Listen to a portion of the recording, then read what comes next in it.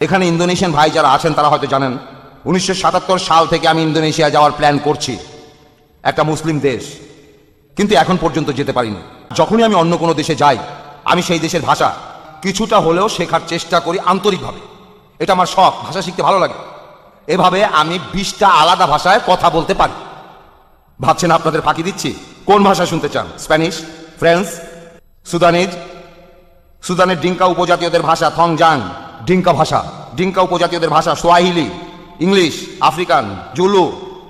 কোন ভাষা শুনতে চান? হিব্রু। কোন ভাষা শুনতে চান? ইন্দোনেশিয়ান।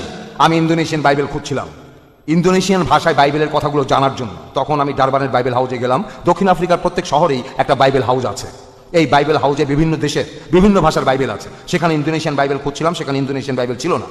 তখন তারা জোহান্সবার্গে যেতে বললো, সেখানে হয়তো থাকতে পারে। তখন আমি জোহান্সবার্গ শহরের বাইবেল হাউসে গেলাম, জোহান্সবার্গে, আর সেখানে ইন্দোনেশিয়ান বাইবেল খুঁজে পেলাম আর সেটা কিনলাম। তারপর দেখলাম যে বুক সেলফে আরও কিছু বই আছে, যেখানে একটা নিউ টেস্টামেন্ট দেখলাম গ্রিক আর ইংলিশ, যেমন কোরআন লেখা থাকে আরবি আর ইংলিশে, গ্রিক আর ইংরেজি নিউ টেস্টামেন্ট। আমি তখন সেলফ থেকে বাইবেলটা নামালাম, তারপর পাতা উল্টাতে থাকলাম। তখন সেই বাইবেল হাউসের সুপারভাইজার আমাকে খুব আশ্চর্যভাবে দেখতে লাগলো।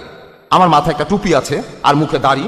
সে ভাবছিল যে এই লোক এত দামি বইটা নিয়ে কি করছে, এই বাইবেলটা অনেক দামি। তিনি আমার সামনে এসে বললেন, গুড মর্নিং। আমি বললাম, গুড মর্নিং।